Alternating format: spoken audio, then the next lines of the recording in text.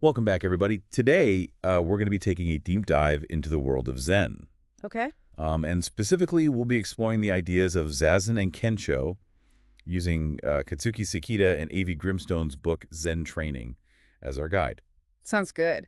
Yeah, and really the mission for today is to kind of try to relate these concepts to our modern lives. Yeah. And really emphasize how Zen can help us all find peace and clarity, in our busy world. Right. It is really fascinating how these ideas from Zen, which are rooted in these really old monastic traditions, Yeah, somehow still have so much relevance to our modern challenges. totally. We're just constantly bombarded with information and deadlines and demands and everything. And Zen just offers Yeah, this framework to find a sense of stillness and peace within all that. so true. So the book really emphasizes Zazen, which is the practice of seated meditation. Right. And I think Zazen is often portrayed as something kind of mystical. Yeah. But reading Zen Training, it seems like it's more about cultivating a heightened awareness of our thoughts and our feelings. Exactly. You're right. Zazen is not about emptying your mind or escaping reality. Wow. It's about becoming an observer of your own mental activity. So like all those thoughts and feelings that we have, Yeah. they're just like clouds passing through the sky.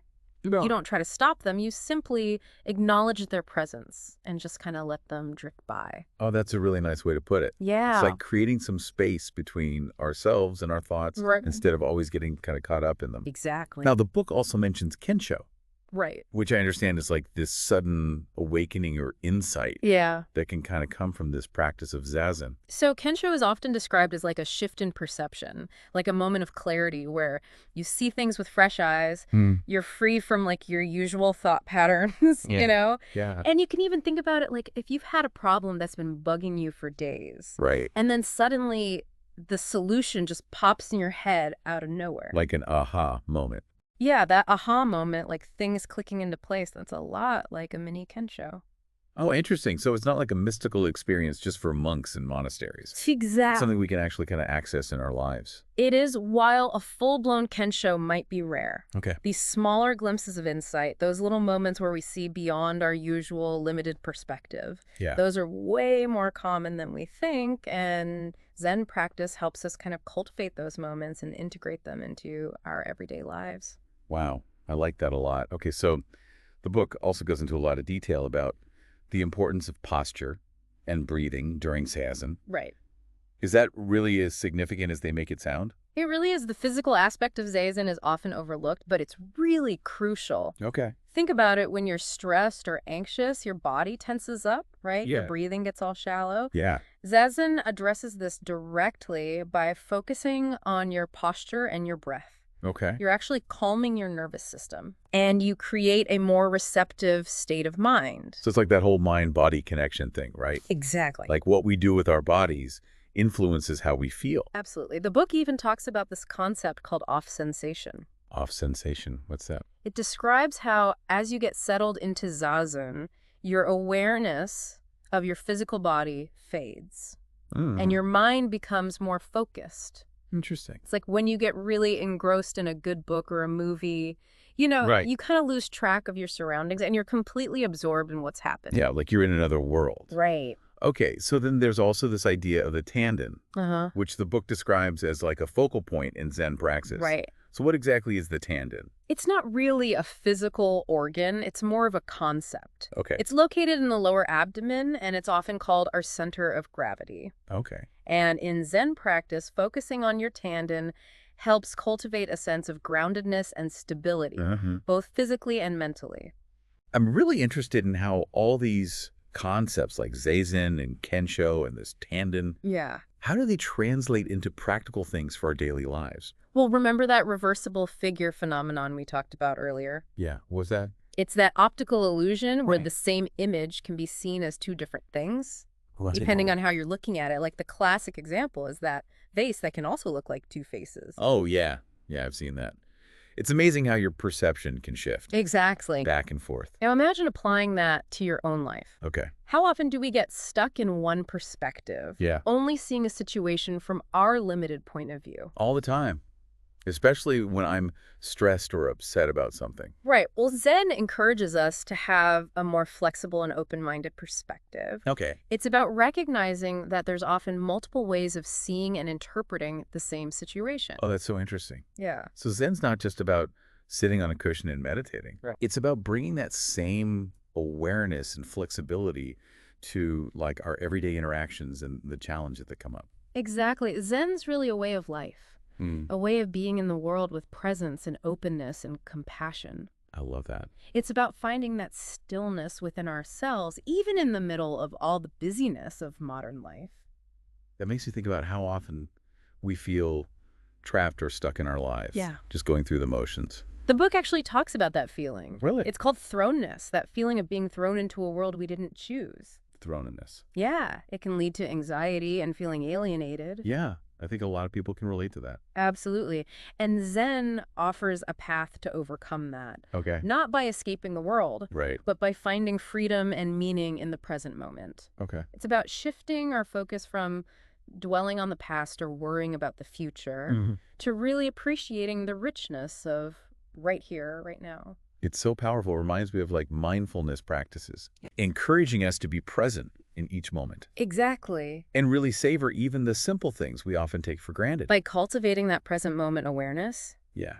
we can start to break free from that worry cycle Mm-hmm. and reconnect with a sense of peace and purpose. Wow. This has been so insightful already. We've talked about so much. Yeah. Zazen Kensho tandem this idea of thrownness Right. and the power of the present moment. It's a lot. But I'm curious to explore how these principles kind of ripple outwards from our personal practice Yeah. to how we actually interact with the world and with each other. That's a great question. And that's exactly what we're going to dig into in the next part of our deep dive. Okay. We'll explore how these Zen principles can inform our relationships, our actions, and even how we see society as a whole. I can't wait. Yeah. But for now, let's just take a moment to kind of let these ideas sink in. Okay. Maybe even try out a little Zazen ourselves. Sounds good. Join us in part 2 as we continue our exploration of Zen and what it means for your life. See you there. Welcome back to our exploration of Zen. Thanks. I'm excited to keep going. Yeah, so we've been talking about how these Zen principles, like Zazen and Kensho, Yeah. can be really helpful for dealing with the challenges of modern life. Right. But I think now it'd be interesting to kind of shift gears a little Okay. and explore how Zen goes beyond just personal transformation and actually affects how we engage with the world around us. Yeah, that's a great point. It's like we've laid the groundwork Right. for understanding our individual practice of Zen. Mm-hmm. But I'm really curious to see how those principles kind of ripple outwards. Yeah. How do they affect our relationships and our actions, and even how we view society as a whole? Well, one of the key concepts that Sakita explores in Zen training is this idea of sociality in Zen. Sociality and Zen, okay. Yeah, and he uses the example of laughter. Laughter. Yeah, think about those times when you're with close friends and something silly happens. Yeah. Everyone just erupts in laughter. And it's not just at the event itself, but at the shared experience of it. Oh, I totally get that. It's like the laughter creates this connection. Exactly. Like you're all on the same wavelengths. Yeah, that feeling of being in sync with the people around you. Yeah. And Sakita proposes that those moments of shared laughter, where we kind of let go of our ego, actually contribute to our personal growth. Wow. And how we connect with others. So it's not just about having a good time. Yeah. It's actually a form of practice that's so interesting. It is, and this idea of sociality goes beyond just laughter. Okay. Sakita argues that Zen practice can help us develop deeper empathy and compassion for others, Yeah. even those who might seem different or challenging to us. Okay. I could see how that would connect to what we talked about earlier. Yeah. How Zen encourages us to let go of those fixed perspectives and embrace a more open and flexible way of seeing the world. Exactly. When we can step outside of our own limited point of view, we become much more receptive to understanding the experiences of other people, their perspectives. Instead of judging them based on our preconceived notions, we can start to see them as they truly are, Right, with all their complexities. Exactly. But what about those times when we encounter people who are just difficult? Yeah. Those who provoke anger or frustration in us. How can Zen help us navigate those relationships? Well, remember that Zen emphasizes this interconnectedness of all things. So even when we encounter someone who seems to be acting out of negativity or anger, Zen encourages us to see beyond their behavior and recognize their inherent Buddha nature. What's Buddha nature? It's that spark of goodness and potential that exists in all beings. Okay, so it's like remembering that everyone is fighting their own battles, carrying their own burdens. Exactly. It doesn't excuse their behavior, Right. but it can help you approach those situations with more compassion. That's a really good point. Yeah. By holding that understanding, we can approach challenging relationships with more wisdom, Okay. more skillful means. What do you mean by skillful means? It's about responding rather than reacting. Oh, okay, Right. so instead of getting caught up in the drama, Right. we can try to see the situation more clearly and then act in a way that benefits everyone. Exactly. And this brings us to a bigger point. How does Zen relate to the bigger issues facing society, like injustice and conflict and suffering? Does Zen offer any guidance on how to address those challenges? That's a huge question. It is. It's easy to get overwhelmed by everything that's going on in the world. For sure. And feel like we can't make a difference. Right. Well, Sakita suggests that a lot of the suffering we see in the world stems from a sense of disconnection. Disconnection. Yeah, feeling alienated from ourselves, from others, and from the natural world. Yeah. And this feeling can manifest in a lot of ways. Okay. From individual feelings of loneliness and anxiety to larger societal problems like conflict and exploitation. It's like we've lost touch with our shared humanity. Right. That understanding that we're all interconnected. And Zen practice, by helping us reconnect with our true nature Okay. and with the interconnectedness of all things, Yeah. can actually help address those larger societal issues. So it's not just about personal transformation. Right. It's about creating a ripple effect that extends outwards, that influences the world around us. Exactly. Zen is not about escaping from the world. Right. It's about engaging with it Yeah. more fully and authentically, bringing a sense of clarity and compassion and wisdom to every situation we encounter. This has been so insightful. I'm really starting to see how these Zen principles can inform not just our personal lives, but also our relationships and our actions, Right. and even the way we approach the world's challenges. And we'll continue to explore these themes in our final part, Right. where we'll discuss the role of language and thought in Thanks, Vinny. shaping our experience, and how Zen offers a path to greater freedom and authenticity. I'm looking forward to it. Yeah, me too. But for now, let's take a pause. Let these ideas kind of sink in. Yeah. Maybe even try to bring a little Zen into our own interactions today. Sounds good. Join us in part 3 as we continue to unpack the wisdom of Zen. Welcome back to the Deep Dive. It's been quite a journey exploring the world of Zen. It really has. From Zazen and Kensho to the interconnectedness of all things. It's amazing how these ancient principles Yeah. can be so relevant to our lives today. It is. And in this last part of our deep dive, Okay. I think it would be great to explore this aspect of Zen that often gets overlooked, Okay. but it's incredibly powerful. And that's the role of language and thought in shaping our experience. It's funny, as we've been talking about Zen, I've been thinking about how much our lives are just dominated by language and thought. I mean, Yeah. we're constantly bombarded with information and opinions and judgments Right. from both the outside world and from our own internal chatter. That's a great observation. And Sakita, in Zen training, he really digs into this. He introduces this concept of nen. Nen. Yeah, which can be understood as like a thought impulse or mental energy. Okay. And he suggests that these nen thoughts are constantly arising within us, shaping our emotions, our actions, and even our sense of self. So it's like Nen is the underlying current of our consciousness. Yeah. That stream of thoughts and impulses that are kind of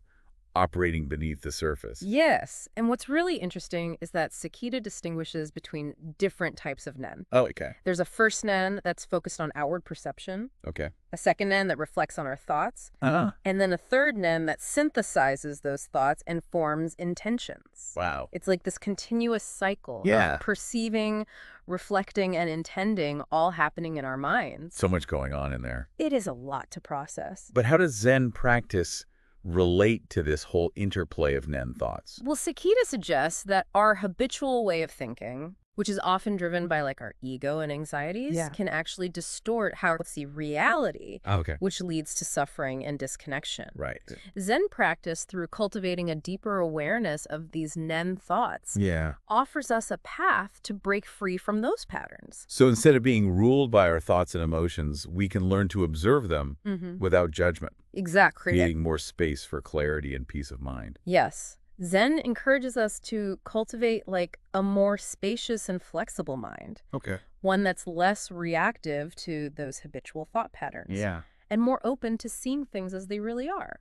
This makes me think about the role of language itself in shaping our thoughts. Right. I mean, we use words to describe our experiences, to communicate, and to make sense of the world. But could language itself become like a trap? Yeah. Limiting our understanding of reality? It's a great question, and it's something that Sakita explores in his discussion of language samadhi. Language samadhi. Yeah, he suggests that while language is a powerful tool, it can also become a barrier to experiencing the true nature of reality, which is often beyond words. It's like when you try to describe a beautiful sunset or a really moving piece of music. Yeah.